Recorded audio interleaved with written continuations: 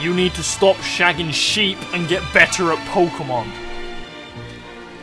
Your voice is fucking smooth, but you don't know what you're saying and you're having to rush everything. Your whole existence is a fucking meme. I'm coming for you. You let Onesie Burnett get 4 kills against you with an Articuno and then draft it next season and don't do anything with it. Use it or lose it. I don't know who the fuck you think you are, but you is not the king. I am the king. L5. More like fucking loser 5. Why do you always sound like you're whispering your intro? You're named after a purple dragon. You should be more powerful. There ain't nothing sinister about you. You're as open as a book. You always look like you want to stab someone in the neck. You need to stop being so salty, sort your internet out, and stop losing. If you were as good at Pokemon as you are at playing your ukulele, you'd have won the league by now. How is it going, TBU fans, and welcome back to week 4 of the Battle Union, where Birmingham Spritzee will be taking on Cloud Envy and his Jersey Weaviles. Now, I've not actually played Cloud Envy before, so I had to do a little bit of research into the sort of teams he likes to bring. And watching a couple of his videos back and watching all of his TBU matches, I was pretty certain that he's as weird as I am when it comes to team building. Last week he brought Trick Room against, like, if you look at his draft, which I'll pull up on screen right now, that's Celesteela, Thundurus Therian, Celebi, Mega Gallade, Donphan, Kyurem, Ninetales, Sharpedo, Stunfisk, and Wigglytuff. Now, tell me what there enjoys Trick Room other than Stunfisk and Wigglytuff. And possibly Donphan. Not much. So, to say this guy is eccentric is a little bit of an understatement, but yeah, I think I've built a team that has a fairly decent chance of beating him. So let's click on it and see what we have. You probably already spoiled from the first 4 months, but hey ho. We have Tapu Koko with Choice Scarf. We have Mega Beedrill. We have Slowbro with Life Orb. We have Diggersby with also Life Orb. We have a very interesting Fortress and a very interesting Hydreigon. So let's start with Koko. As you can see, I'm running a physical Koko this week with its EV split once again. I quite like doing that on Koko because it means it gives its Dazzling Gleam a little bit of a pump up. Now, I'm going to be honest, I don't think I've optimized this Koko as well as I could for the matchup, but the reason that I've done this Koko is because I have experience playing with a Tapu Koko against a Stunfisk, and 100 times out of 100, this Stunfisk is coming, and this Stunfisk is going to be the dedicated counter to Koko. So if I go as physically offensive as I can, and I just U-turn every time I've got something in, that Stunfisk is going to switch in, and I'm going to get momentum to switch out into either Diggersby, or Slowbro, or Hydreigon. Now, I feel like the moveset that I've gone with, not the best, but I know I need U-turn, I know I need Dazzling Gleam, because Dazzling Gleam is enough to KO a Mega Gallade with this investment. I know I need Spark, because I can't really be, you know, wild charging and taking all of the damage when he has stuff like Donphan with Ice Shard, Mega Gallade with Shadow Sneak, trying to think of what else gets priority, Aqua Jet with Sharpedo, so I can't give him a chance to really want to, you know, pick me off with like a priority move after I've worn myself down with Wild Charge, and Spark doesn't miss out on any OKOs or 2-hit KOs, and I feel like Return was just because I didn't have another move, and I felt like I would just like to have some kind of strong physical stab, even though it's not stab. And I mean, a base 102 normal move isn't the worst thing to lock yourself into. The EVs I've gone with are literally just, I think U-turn is enough to 2-hit KO the Celebi, with enough special attack investment to OHKO the Mega Gallade, and I've given it as much offense and special offense as it needs to get the job done. I'm fairly worried about this thing, to be honest, because there's always the possibility that Stunfisk is just going to show its ugly face and do ugly things, so what can I do? But yeah, on to the next one, we have Mega Beedrill. Now, this week I'm planning to run Beedrill as kind of like a simple Beedrill with U-turn, knockoff, and poison jab, which are like standard moves. But I've also given Toxic Spikes this week, because you look at his team, you have the Celebi, you have the Mega Gallade, you have the Donphan, the Kyurem, the Ninetales, the Stunfisk, the Wigglytuff, none of which really enjoy being toxic. So if I can find an opportunity, I can get off a couple of layers of Toxic Spikes, and I can really pressure a lot of his defense, especially bearing in mind that Celebi, that Mega Gallade, that Donphan, that Wigglytuff, that Stunfisk. The Stunfisk especially is really not going to enjoy the chip that U-turn / Toxic Spikes are going to be able to allow me to put onto it. I'm kind of looking forward to seeing if I can get some damage onto things with Poison Jab, because I know that if I can keep this thing at fairly high health, I can just clean up late game if I can get rid of Celesteela. Once Celesteela and Donphan go down, or even if just Donphan goes down, I can just U-turn all over the place with Coco and B. But yeah, it's a pretty interesting B set. I've gone with enough speed just to outspeed the Mega Gallade, because that's all I really need to outspeed, which has allowed me to go Adamant this week. So yeah, that seems like an interesting Mega B. And the next Mon we have is probably one of the more contentious Mons on the team. I'm not sure of what this is going to do, and I was left in a little bit of a loop with it because I wanted to have Slack Off, but I also wanted to have Signal Beam. Now, if I'd have had Signal Beam, it would have only been to hit the Celebi, but I took it off last minute for Slack Off because I looked at the matchup and I thought, there's no way Celebi's coming, and if Celebi does come, it's just going to get rampaged on by the fact that I have Mega B, and I have Coco, and I have Diggersby that all learn U-turn, even Hydreigon, which gets U-turn. I have pretty much everything on my draft gets some kind of Bug Stab, and a lot of it outspeeds Celebi unless it runs Scarf. And even if it runs Scarf, it doesn't really have anything that it can do to my my draft, because it can't really lock itself in on too many moves. It can't lock itself on Giga Drain, because then I get to go into B, I get to go into Fortress, I get to go into Hydreigon, I get to go into Meganium. I have quite a lot of things on my draft that don't really give a shit about Celebi, I'll be honest. So I took a gamble and I've taken off Signal Beam from the Slowbro, and I don't like doing that. I don't like having to make those 50-50 calls, but having Slack Off would give this Slowbro a lot more staying power, especially with the fact that I'm running Life Orb on it. And the reason I've gone Trick Room this week is because I actually underspeed everything with this Slowbro. And if Mega Gallade doesn't show, not Mega Gallade, sorry, if Celebi doesn't show, then I just kind of run havoc with this Slowbro on a Trick Room. Like, I two-shot his entire team with this Slowbro if Celebi doesn't show. I'm absolutely hoping it doesn't show. I don't think it will, because I have too much to pressure it. It just doesn't seem sensical. And yeah, Scald Focus Blast are all I need if Celebi doesn't show, so I'm really hoping it doesn't. Now, Diggersby here with Life Orb is here because I've ran quite an interesting set on it.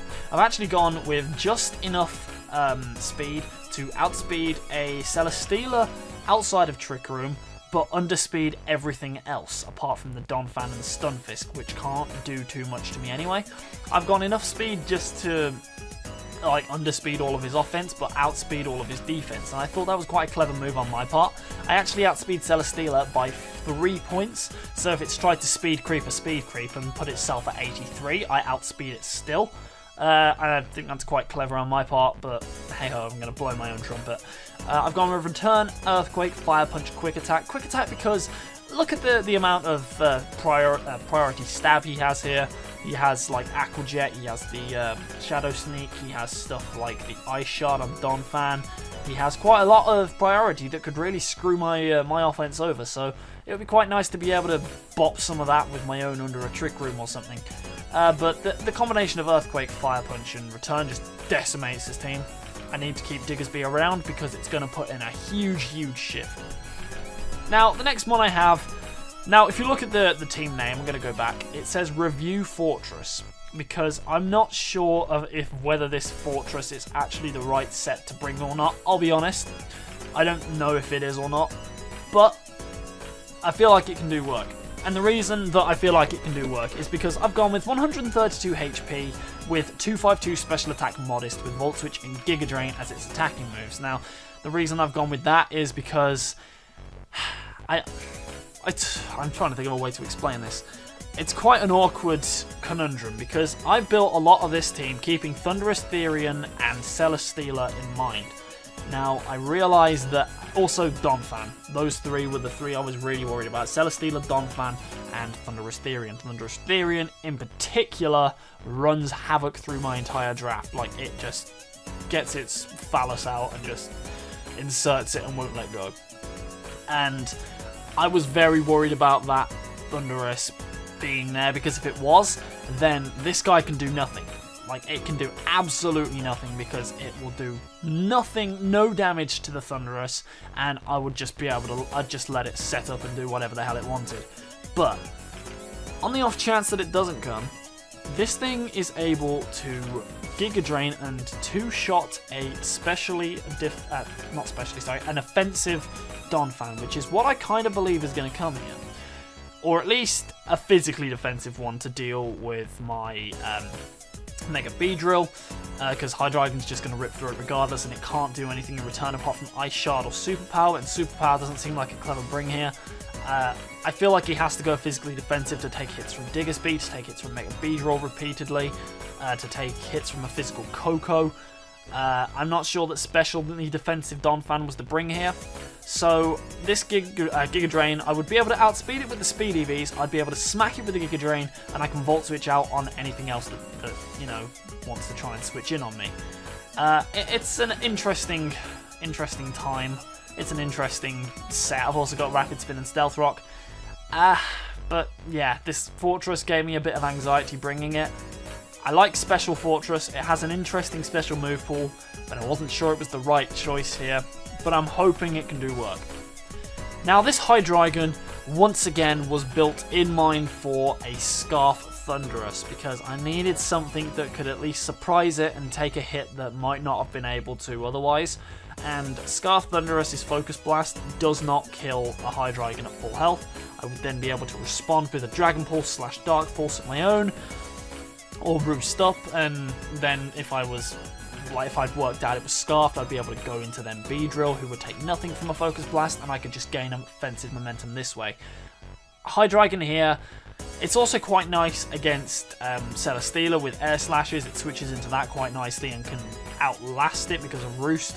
It takes a hit from Kyurem that it might otherwise not have been able to, such as I can take Ice Beams, but like I said, I might not have been able to otherwise. I can do Dazzling Gleams from Wigglytuff if it's not invested. I can pretty much switch in on almost anything that Donphan wants to do other than Superpower. I will get bopped by Mega Gallade, but that thing outspeeds me anyway. I can also live a Dazzling Gleam from Celebi if that thing wants to pack it. I can live quite a lot of hits that I wouldn't otherwise, and then respond with like quite strong coverage, and you know, my dual stabs are enough to hit everything for neutral damage. This Hydreigon, I needed some kind of toxic because I felt like Wigglytuff was definitely coming. It's too nice not to. It does quite well against Hydreigon, and I wanted a way to kind of catch that off guard. I probably should have just ran Flash Cannon, in all honesty, over one of these moves, maybe over Dragon Pulse, but I don't know. I think I was a bit, what's the word? I was a bit stumped by what he could possibly do because of his enigmatic team prep that he'd shown before. So I had to try and create a strategy that was fairly unorthodox and eccentric. Like, I had to try and think outside the box on this one, and we'll see whether or not it works when we get into the game. But I'm hoping that it can do some things for me. I have offensive wing cons in Koko, in Mega B, and I have wall breaking potential in Slowbro and Diggersby, but I feel like a lot of the team depends on certain mons not being there or being there. For example, this guy kind of does nothing if Thundurus comes, which is a massive, massive gamble on my part. I feel like Joey Wheeler throwing dice everywhere. But if Thundurus comes, then I have to be very careful with this guy. If Celebi comes, and then this Slowbro can't do a damn thing because it will just, you know, do nothing to a Slowbro. Do nothing to a Celebi. I really wish that I had room for Signal Beam as well on this thing, but I just don't see Celebi coming here. And this Hydreigon kind of can't really do much if the Wigglytuff shows up, which it might well do, but hey ho, that's what happens with a lot of teams. You'll have mons that are reliant on other Pokemon not coming, and if they do come, you've got to think around it, and you've just got to play your game the best you can. And that's what I'm hoping happens here. So, yeah, things and stuff, that's a team. And let's get into the game and see what happens. So, I'll see you in a bit, guys. Bye. So, here we are in the battle, and one gamble paid off, one has backfired tremendously, and I'm kind of... I don't know, I gambled on one and gambled on one. I didn't think that both would come off, but as you can see, the Celebi is there. He's brought Celesteela Celebi, the double Celicore, Mega Gallade, Wigglytuff, Stunfisk, and Donphan. Now, the problem I have with this is that, look at Slowbro, look at his team. It does so well unless the Celebi's there. Like, I really wanted to bring Signal Beam. I really did, and I really wish I had. Like, it's probably the biggest regret I have, because if I look at this, Slowbro just kind of wrecks. Like, it just takes hits and wrecks. Like, it's not even funny how much work Slowbro puts in this game. But I now can't do anything until that Celebi's either removed, or I have to try and win the game in other ways. My win condition is immediately just taken out of the game indefinitely. Unless I can get rid of Celebi, Slowbro's not doing anything.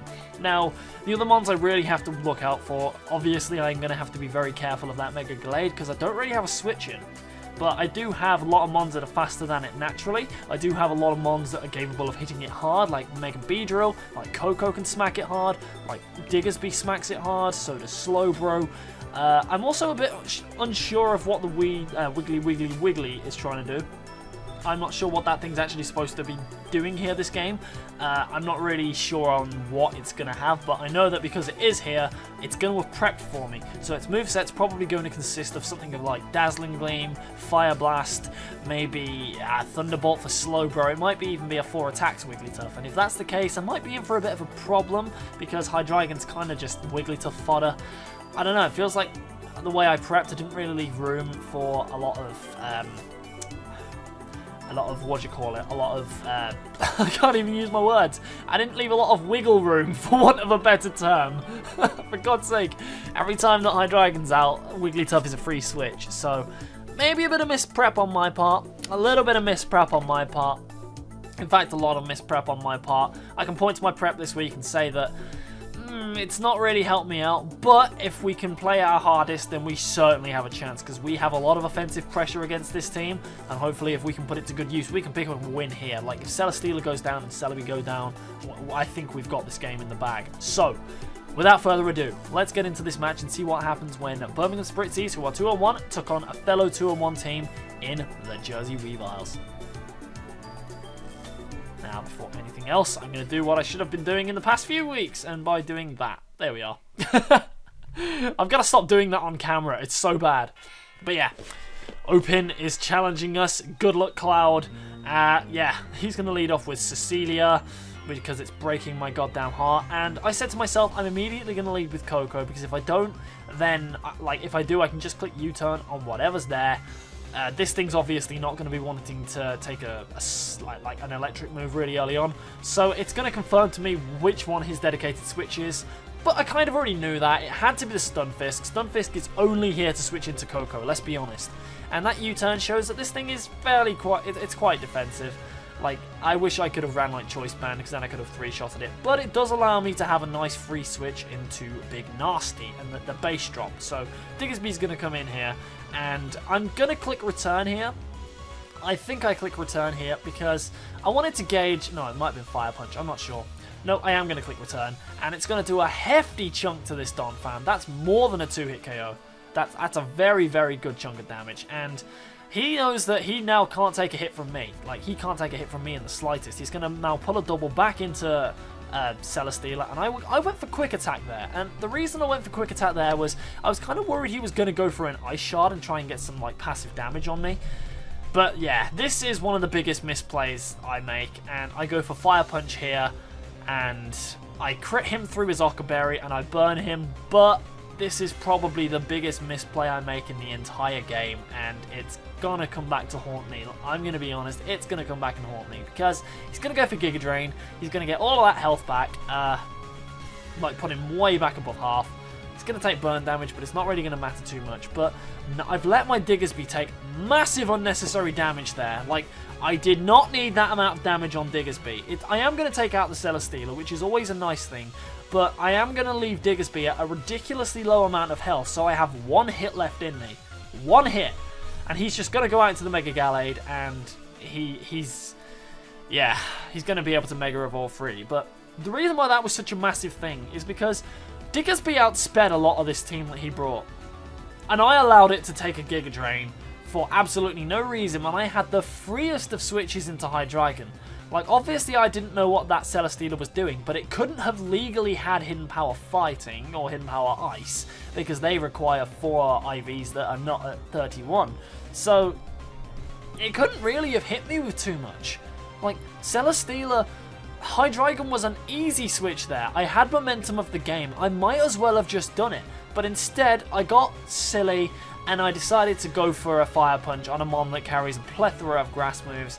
And now I'm pretty much, as you're going to see right here, going to lose my Diggersby for it. Because I am going to stay in and I'm going to click return just in case it wants to pull any sword stance things. I really should have clicked quick attack, but I was worried about clicking quick attack and then him clicking a sub and then getting to fire off a huge move afterwards as I died to the recoil. So I decided to click return and let Diggersby go down, and I really regret that. Like, I really regret that. I really wish I hadn't done that, because now I have to go into Mega B to pressure this thing out. I'm going to get my Mega Evolution off pretty early, which is quite nice. It means that I don't have to worry about trying to do it later. But he's going to reveal the Shadow Sneak. And that's going to do quite a lot of damage, but I am going to U-turn on it, and it's going to do a hefty chunk. But if I'd have quick attacked with Diggersby on there, this Gallade would have gone down, and I wouldn't have had to worry about it later. So I'm going to have to go into Tapu Koko here, and I'm going to have to try and just finish this thing off. U-turn wasn't enough to kill it, so I felt like I had to click the return here. I kind of just forgot that that Stunfisk was a thing, and because this thing comes in, it's allowed to click Stealth Rock as much as it wants. I immediately didn't stick to my game plan, and I immediately didn't click U-turn, and now my whole game plan is completely coming undone because I'm already slightly tilted from misplaying with Diggersby. So he's going to get a free Stealth Rocks up as I can go straight into my my Hydreigon, and yeah, this game's already going to crap for me, so I need to try and find a way to pull this back. So he's going to go out into the Wigglytuff. I think I'm going to predict this and just go for a Dark Pulse, or a Toxic, sorry. I think I go for a Toxic on it, actually. Yeah, I go for the Toxic because it switches in, and that's quite nice because this thing is... It's not a massive offensive problem to my team, but I don't know what it's doing yet, so I really need to work that out as soon as possible. So... It's frisked my leftovers, and it knows that I've got Toxic, so he's probably thinking that I'm kind of defensive. So I'm going to pull a bit of an offensive switch here, and I'm going to go straight into Tapu Koko, because he doesn't know my set yet. He doesn't know what kind of Tapu Koko I'm running here. So he's going to throw up a Wish, and now alarm bells are ringing, because this is the 3rd week out of 4 that someone has decided to bring something that's bulky and has Wish against me, and it's starting to get a little bit annoying. Like, obviously, I've dealt with it against, I've dealt with it very well against the Sinister Sableye, but it's starting to get frustrating that everyone is wish passing around with bulky things into me, and and it's mainly things that I'm not expecting to be wish passing. Like Alamomola, fair enough. I'll give him credit for that. Alamomola deserves to be there. Wigglytuff, 3 attacks Life Orb does a hell of a lot of damage to me, or even like 3 attacks anything. But right, so. Let's get back on topic. So, Donphan comes in, and I go out into my fortress on the U-turn, predicting the Wigglytuff not to want to stay in. And I'm going to Giga Drain, and the damage here means that he's gone specially defensive, and his prep has once again caught me off guard, because I did not expect a Spadef Donphan. It didn't seem like it was going to be a thing. So, now Fortress is pretty much guaranteed to go down, because it can't take a hit against anything else that's there. Everything else is just going to kill it. So I have to either spin or Giga Drain and get damage off, and I decide that I have a Mega Bee, I have a lot of things that aren't going to enjoy passive damage, so I need to spin, and I need to get the pressure off immediately, because B can now come in and click the U-turn button, and we'll see how it goes from here. He's going to decide that his best switch in here is the Stunfisk, and I'm just going to go for a U-turn and pray that we don't get staticked, and we don't, which is absolutely amazing. So the game's not quite over yet, but now I have to go out into my Hydreigon. I can see a way to win this game. I just need to kind of U-turn around enough so that the threats aren't going to be much problem. Now, I realise that I have to try and flinch this thing and stop it from getting its rocks up, but I don't get the flinch, and it's going to get Stealth Rocks back up, and now Fortress was completely wasted because of that, so, I mean, I'm just getting caught off guard by, I'm not sure if it was good prep, or I'm not sure if it was bad prep, and I've just been completely caught off guard by it, but it's catching me off guard so far, and I need to pull myself back in. So he's going to go out into Wigglytuff, and I'm going to click the Dark Pulse, because I know that this Wigglytuff cannot kill me in one hit, because that Dark Pulse would have done a lot more if this wasn't defensive. So I'm just going to stay in, and I'm going to click another Dark Pulse, because I want to see if it's going to go for a Dazzling Gleam, or if it wants to throw up a Wish. So we're going to go for another Dark Pulse. It's going to take it down a little bit lower. We're slowly getting this thing down lower and lower. And yeah, this Wigglytuff is slowly becoming less and less of a problem, because it's obviously throwing around massive wishes, and it's going to go for another Dark Pulse. And I'm not going to get another flinch, and it is going to throw out a Dazzling Gleam, and by what I'd seen so far, this thing was defensive, and it was unable to kill me with that Dazzling Gleam, so I've made one slight nice prediction. Now, I predicted to just go for another Dazzling Gleam, because I know that it can't kill me with another...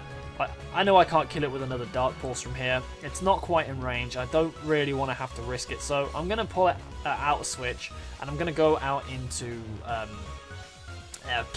what do you call it? I'm going to go out into Coco, and yeah, I'm going to get my Electric Surge back up, because I'm under the impression that this thing's now going to go down to a Toxic, but it's going to throw up a Wish, and yeah, something else is going to get massive health back, so yeah, it's going to get its Leftovers recovery back, and I'm going to go for, like, it's actually going to live on a sliver of health, which is really, really unfortunate, because now this thing is pretty much just like sack fodder, and it gets the Pass a Wish off, so...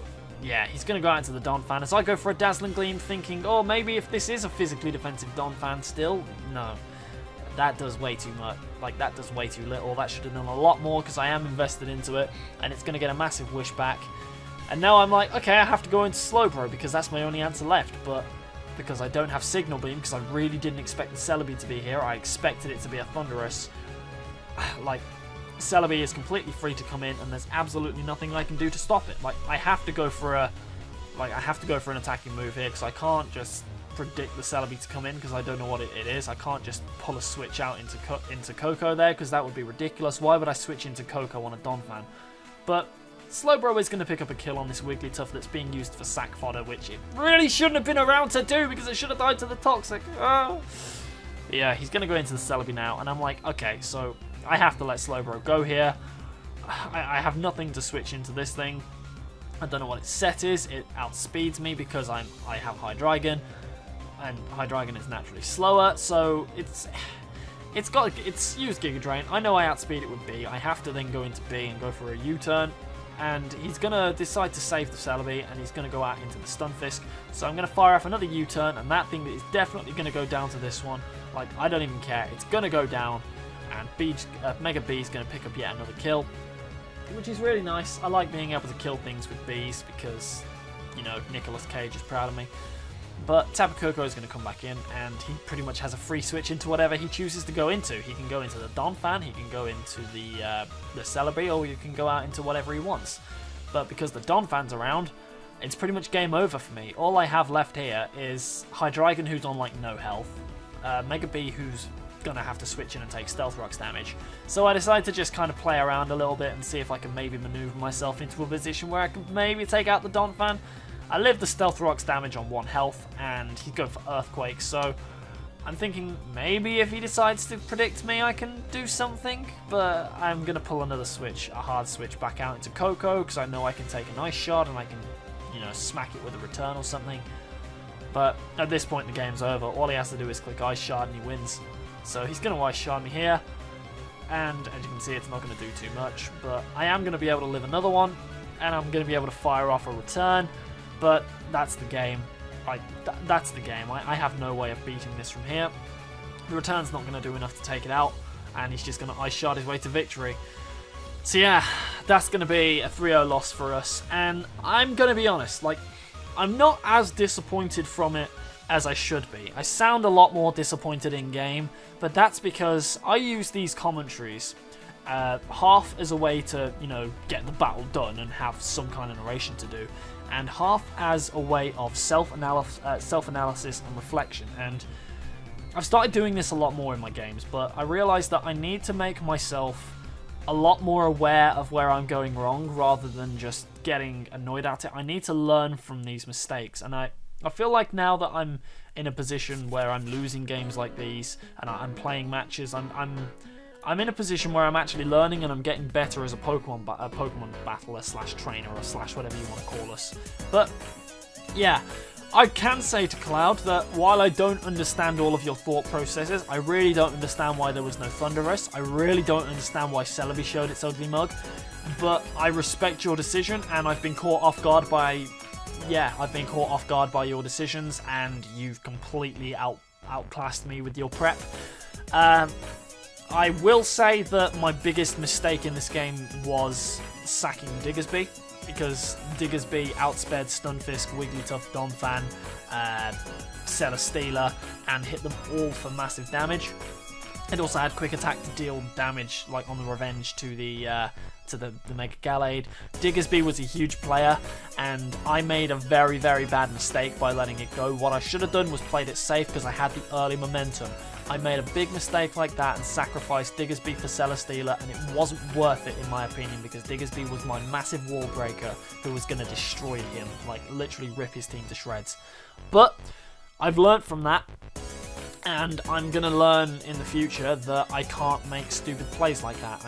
If I've got momentum, I need to be able to keep it. I'm learning about this playstyle a lot more as I play it, and yeah, but I'm also going to take the time to say that, Cloud, you absolutely deserve this win. If we played again, not so sure the result would go the same way. Going to say that right now. If we played again, I'm not sure that I would lose the second time, because I feel like I've got a read on you now, boy. I've got a read on how you play. I fucking love your prep. I fucking love your play style. I'm very much impressed with the way that you build your games and your teams and the way you play. And I'm going to say, if you guys don't know who Cloud is, make sure you go down in the description, go and subscribe to him, go and check out his battles, go and check out how he is, because he's such a nice guy, such a cool guy.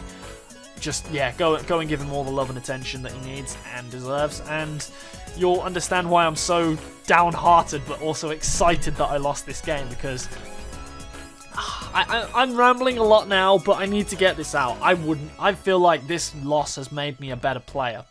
I feel like this loss has made me a better player, and I'm learning from this mistake, and I'm feeling really, really optimistic for the rest of the season. I said that my goal was playoffs. I still feel like I can get there. We have two very tough games coming up. We're playing against Kyle, Harlem Gloomtrotters, and then we've got Paulie who Paul's not doing too well this season, and I would hate to be the one that kills his promotion chances if he does win next week, but I feel like we've got a chance at playoffs and we can take this. We just have to beat the people around us, and we can get into playoffs for the first time in our career. So yeah, if you have enjoyed this video, don't forget to smack that like button, all that good shit, you know, pandering YouTube crap. But yeah, thank you very much for watching, guys. I will see you then in the next video, where we're going to be taking on Harlem Gloomtrotters and K to the 2 to the 3 to the 2. He likes good pussy and he wants to take a poo. I don't know. God, I need to stop recording. Right, I'll see you in the next video, guys, whatever it is.